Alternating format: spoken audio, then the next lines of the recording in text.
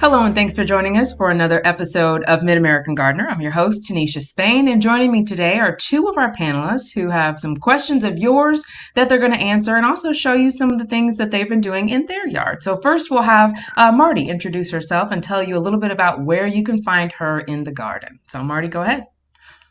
Hi, my name is Marty Alanya. I am mostly retired landscape, private landscaper for people. I did a lot of work in people's yards at their homes. So I kind of specialize in a smaller venue, which pretty much everybody's interested in these days. So questions about perennials and shrubs and tree placement and, that kind of thing. All that good stuff. The All that, at-home all gardener. that. You're the at-home gardener's best friend, right? Indeed, that's who All I am. right.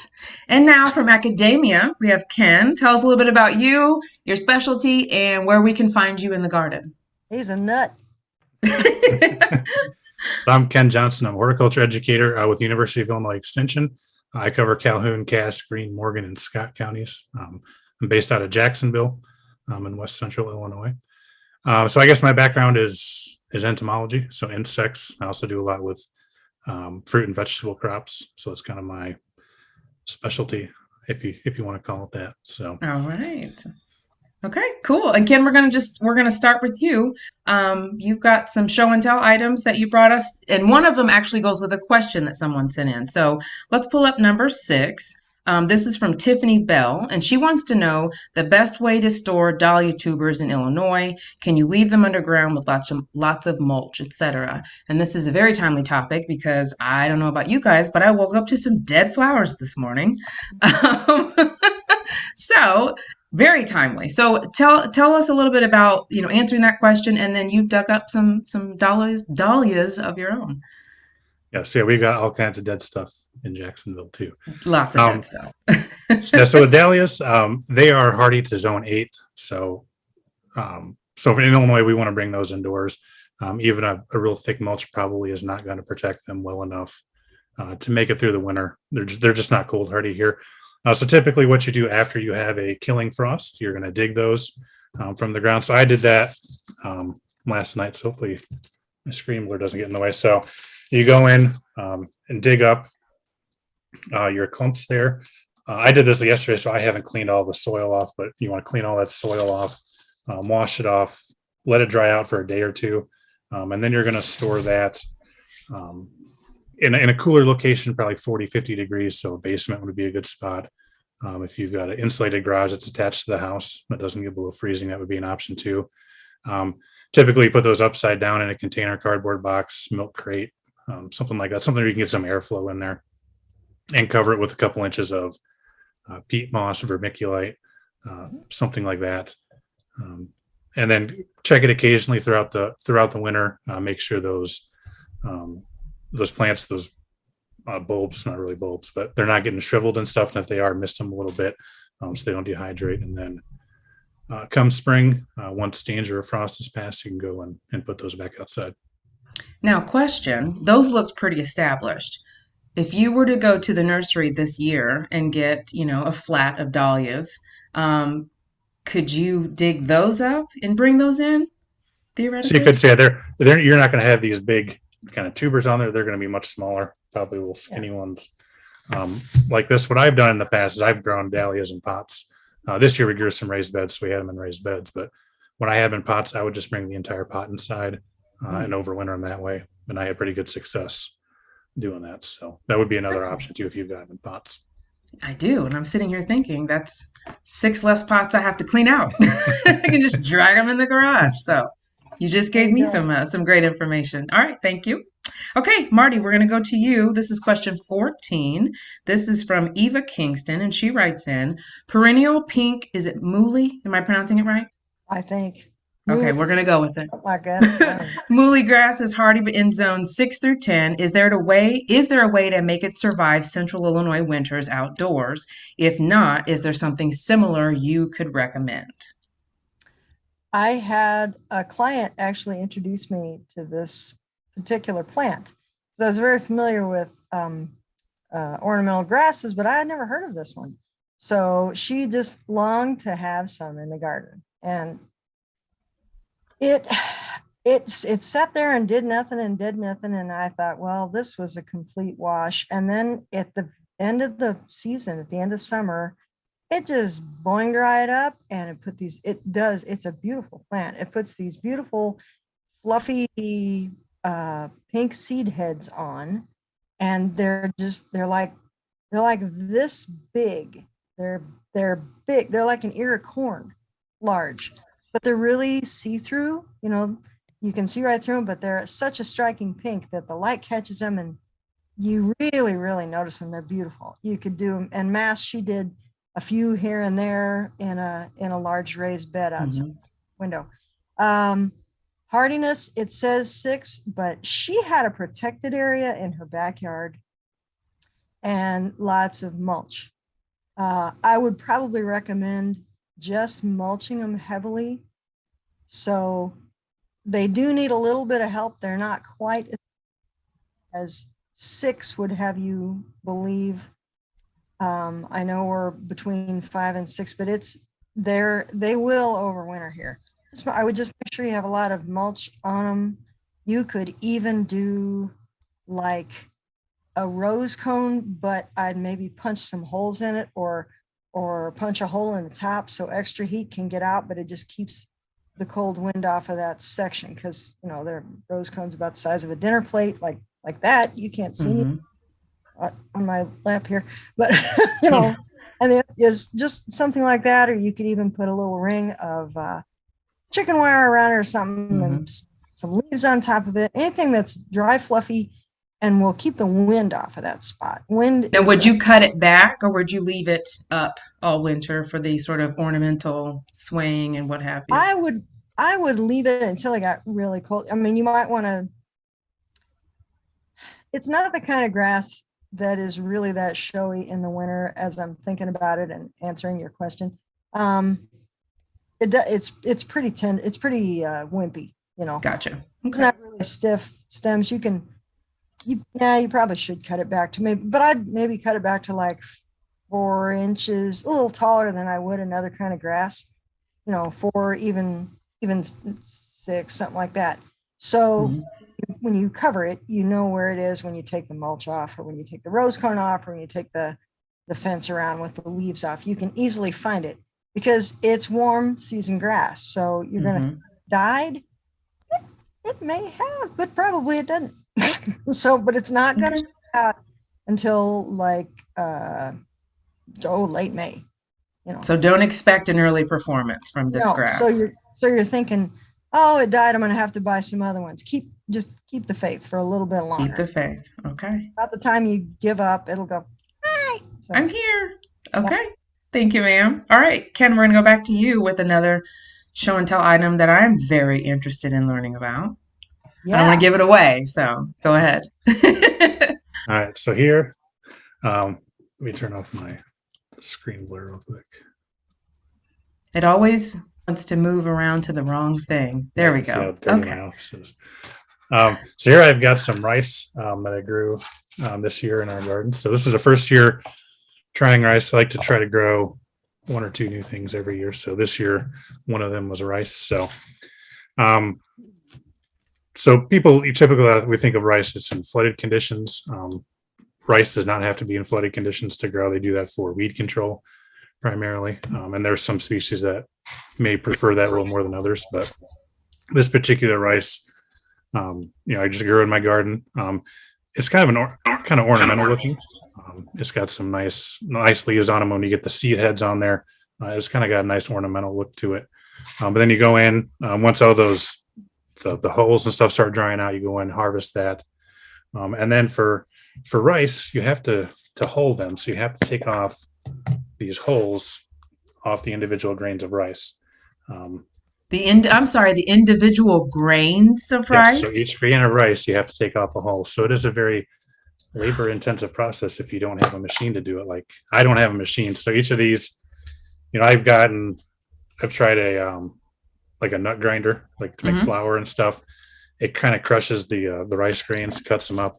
So I've resorted to using some pieces of 2x6 wood and just putting the rice on it and rolling it and crushing it. And it takes several go-throughs to get it out. So This right here took me about an hour and a half to get Oh done. my But gosh. Okay, I was just gonna ask, how labor intensive is growing it's rice? it's a little labor intensive if you actually want to eat it. Okay, I Wow. was gonna say, did you you just sit there watching red, green, and hulling rice for a couple hours, or what do you? And then, and also, did you have an issue with like birds or squirrels wanting to get it? Oh, Did not have any issues with wildlife. This is the first year we grew it, so at least for this year we didn't have any issues with birds or anything else eating it. But yeah, I don't know anybody else who's ever grown rice. No, she'll get wow. it, Tiger. sit there and watch football and I am and haul thoroughly my rice. impressed. I hope your family, when you guys sit down to eat that meal, really appreciates that rice. We grew some black beans too. We figured we may have black beans and rice, but it may be January before I get everything. Before it's all ready to go. Now, let me ask you this. I'm thinking, like, for me, I would always almost say, is it worth eating it in the hull? Like, is it not edible in the hull? I would assume you could. It's probably not going to taste all that great. It's probably going to get stuck in your teeth and Ah, got it. Okay. a lot of roughage in there for you. But you love your colon, right? Hey, if it's doing double duty, I mean, yeah, sometimes you have to take one for the team. But that's a lot of work for Oh my gosh, Can yeah. you hold that up again and the bowl that you had there? Wow. Wow. Yeah, But I've got a big old container at home. I only brought a portion of what I have. that's really cool. So is it something that you think you will continue growing? Probably. It doesn't. I mean, it doesn't take up a lot of room. And I kind of like the look of it. Whether or not we actually eat it, we'll see. We'll see how To be frustrating this determined. gets. Yeah. Maybe you can have rice for Let's see. Thanksgiving or Christmas morning or something. You'll have it. You'll have it all harvested and ready to go by then. Or just save it and plant it for next year. There you go. There you go. Wait, Okay. it doesn't have to have the Wow. hull on? Because this is an issue here. Oh, that's right. To plant it, do you have to leave the hull on? I'm trying to think. Yeah, I think when I planted them, they all had the holes on them. Oh, There's that's a the stealther. magic answer. There it is. Holy cow. I learned something new today. That's Me too. awesome. Me too. Okay. I had no And I mean, idea. if you were to grow this, you can buy like culling machines, but those are several $100s. So probably more than if you're just growing it for the heck of it, more than you want to spend. Yes, that's like the gardener who buys the insane setup and the 50-cent pack of seeds, and it's like, yeah, okay. Yeah. All right, whatever, float your I don't boat. like rutabaga. Okay. All right, Marty, we're going. This is another weather question. Number 18, DJ. This is from Margaret Bent. She wants to know if she can cut her knockout roses back now or if you're supposed to wait until spring. She says they're 4 to 5 feet tall and she's afraid the winter is going to damage them in Lincoln. So that's still zone 5 in Lincoln. So what are your thoughts there? I don't like to cut roses back in the fall. In fact, I don't like to cut anything back in the fall if you can avoid it. Lots of things have stems that overwinter beneficial insects. Now, roses are not necessarily one of those, but it needs that crown cover a little bit. I mean, the plant needs that help. And I can see your point where you think they might be too tall and they might, I'm sorry, that sounds really coming in the window there. Might be too tall and the winter wind will tear them or something.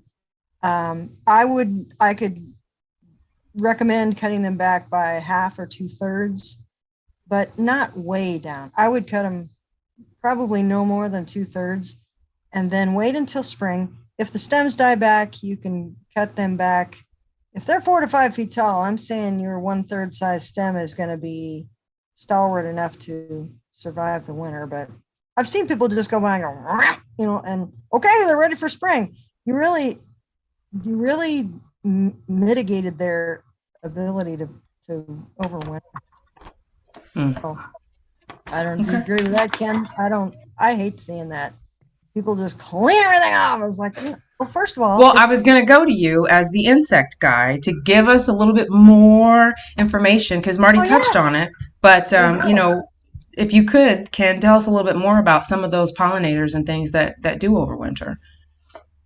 See, a lot of our pollinators and beneficial insects will overwinter in leaf debris. So that's one reason you don't necessarily want to get rid of all the leaves in your landscape. Leave some areas undisturbed.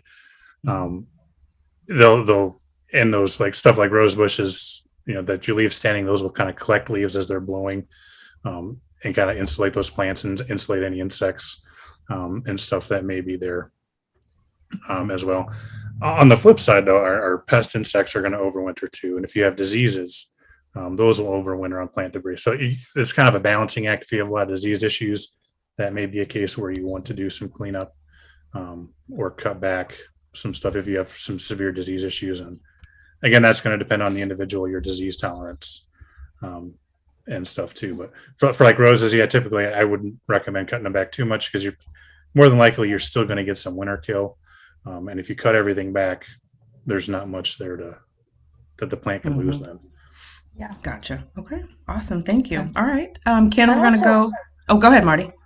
And also in the winter landscape, boy, Illinois is pretty drab. It's gray and it's brown, and then it's also gray and there's brown. If it snows, and we're lucky to have enough, I like to see snow. First of all, snow cover helps insulate the plants.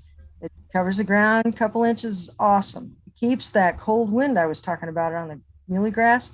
It keeps that from robbing the any warmth that the sun leaves on the soil. It's like a mulch, but that wind doesn't have any effect if there's a couple of layers or a couple of inches of snow. And also things like coneflowers, they look cute in the snow. There's this happy little head sticking up, and then they get on them, and they're cute as they can be. And I mean, the winter landscape just looks. Sedum does that too, like autumn and stuff like that. It's just. Until I got immersed in this kind of world with all of you, I was a big fall cleanup person. And so everything had to be tidy and neat. And now that I'm learning, not only for the insects, but just like you said, our winter landscape, just looking out the window, especially during the pandemic, you start to see, we bought bird feeders and we started doing all these things. And you're right, the coneflowers in the winter with a little snow on them. I mean, it just adds just a little something to look at out the window. Yes. Well, things with berries. I mean, the crab tree, obviously, you're not going to prune to the ground unless it's dead. When the crabs are fruited and it snows a little early, so the fruit's still on, this little crab apple has a little cap on it. It's really, really. It is. It's cute. Yeah. I'll agree with you. Okay. Speaking of mulch, Ken, we're going to throw this one to you. Matthew wants to know, he says, I use straw. This is question number 3, DJ. I use straw for mulch in my garden. Should I get rid of the straw or can I turn it into the soil? Now, I'm listening to this question because I did bale gardening this year. And so I have about 12 of them. So what do you do with those bales? Can you just go ahead and, till them in, turn it over in the spring? So you can do that. You can just leave them on top of the soil, use them as a mulch. That's typically what I so in my vegetable garden. We've used straw, we use shredded leaves, some kind of mulch in the vegetable garden, and I just leave that lay in the garden. That's going to act as a mulch. It's going to help with weed suppression. It's going to help with retain soil moisture, all of that stuff. So, and if you wanted to, you could till that in. You want to do that a little before you start planting, because when you till that organic matter, that mulch material into that soil, it's going to tie up some nitrogen. So you don't want to do that and then plant into it right away, or you're going to have to fertilize some more. So how much time should you leave between, your, let's say your broccoli or something? How early would you till that in before you started putting crops in? So you could do it now. Just make sure the soil isn't too wet. Got it. To do that, you want that all to kind of cake up. In the spring, you're probably going to run into issues with the soil being too wet. More than likely, I would just leave. Personally, I would just leave it and let it decompose on its own, and it'll work its way into the soil eventually. But you could turn that in if you don't want to have it sitting on top. But I think the benefits of having that on the soil are going to outweigh any kind of aesthetic drawback. Got it. Okay. All right. I took this picture actually today in my front yard. So Marty, I wanted to have you tell me what to do with this beautiful, beautiful, beautiful thing. So I bought it in the spring. It performs beautifully all summer. You can see that leaf there on the left got a little bit bit, but it's close to the house, so it doesn't get, as cold. But I know it's time, and I'm sad about it. So tell me what to do to put this guy to Yeah. bed for the summer, for the winter, for the winter. Do I have Do you to? have a sun porch? Do you have a Yes, sun? yes, yeah, we Well, do. bring it in. I got burned with It's fungus gnats last year, and I'm not over it yet. bring it in and don't bring it in and don't overwater. All right. Now I mean, you've opened up a whole new world of possibilities for me. it's a tropical, Hmm. so I mean, we only grow them here in the summer. Obviously, we don't have a lot of native stuff that looks like that in Illinois. It can overwinter, or you can leave it out another day, have it killed for the tops, cut them off, and store the tubers, much like dahlias. You could do that, Yeah, but okay. it's a beauty. And if you've got a place indoors that you can, I do. I so do. It'll be a I would team do lift that. though, so I'll have to go find my husband. It's fantastic. I mean, That's a it is. two-man lift for sure, for sure. Oh golly, yeah, yeah. But it's a beautiful specimen. Do it. Bring it in. And if it wants to peter out indoors, then cut it off and store it like a dahlia. And then Okay, so we've got options. yeah, I've repot got it in the option one spring. and option two. Yeah, well, yeah, and then repot it in the spring and put it back outside. Okay. All right. I have to go tell my husband that we have a project after the show. All right. Ken, we're going to go. We'll throw these out there. These can just be anybody questions. We've got about 5 minutes left, and overwintering is our theme today. So I'll just throw this out there. Linda wants to know if she can overwinter mums in the garage. What do you guys think? You have to. If you must. Yeah. You mean like if you bought them in the fall, like everybody does when they buy them. Oh, they're so pretty and they're fall flower. You should have bought them in the spring and planted them then, and then they'd just be in the ground and we wouldn't be having this conversation. But people that's it. Okay. So if you have and you want to overwinter them, you're afraid they won't make it. You still have time. I mean, it's the first week of November, and it's Mhm. probably not going to freeze the ground to a depth of a foot for a while. So if you want to dig them up or pull them out of the pots and plant them level with the soil level, with the level in the flower pot, and make sure you make the hole about twice as wide as the pot you're putting it in. Make the extra effort to make the hole bigger. The problem is the soil on the root ball doesn't meld with the soil in the ground. If you leave and go like this on all that root ball when you pull it out of the pot, because you got to rough that up, draw those roots out, and then make sure that soil you put back in is mixed well, water it really well, mulch Mhm. the snot out of it. I mean, like 4 to 6 inches. Okay, do it deep, put it around the crown, because if they're not established, you're going to have to keep the root ball that you just planted from shrinking down and drawing away from the soil, even the loose soil in that hole.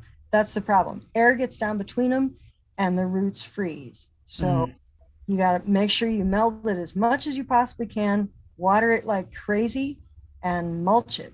Like I said, 4 to 6 inches of loose mulch. If you have some straw, take a couple of flakes of straw, those sections that come up in. Mhm. Don't shake them up. Just crowd them right up around, 3 or however many you need. Crowd them right up there because they're like 3 inches thick, and they're a good mulch for that. Mhm. Okay. Thank you, You ma'am. can overwinter them in the winter if you want, but you can't let them dry out completely, and it's a big pain in the neck. Put them in the ground. Yeah, put them in the ground. Absolutely Okay. do that. All right. We've got 2 minutes left, Ken. I'm going to throw this one to you. This is from Diane Armstrong O'Connor. She wants to know how to overwinter inside a heated basement. She's got hibiscus, anthus, and vinca flowering baskets. I hope I pronounced those properly.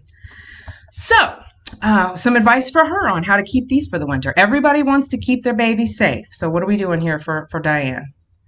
Yeah, so it's good they've got a heated basement because these are going to like a little warmer conditions Mhm. if you want them to keep growing and flowering and stuff. You're going to need a lot of light in order to really keep these happy. So we're not just looking at like a shop light. You're going to need some pretty good lighting, multiple lengths of shop lights, LED lights, the metal halide. It depends on how much money you want to spend on the type of lights you get, but you're going to need a good amount of light if you want these to really thrive, especially if you want them to keep flowering and stuff like that. You can probably limp them through. They'll get real yellow and leggy and kind of sad looking if you don't have enough light, but you can probably keep them alive. But if you really want them to thrive, hang lots on. of light. Just get to spring. Just get to spring.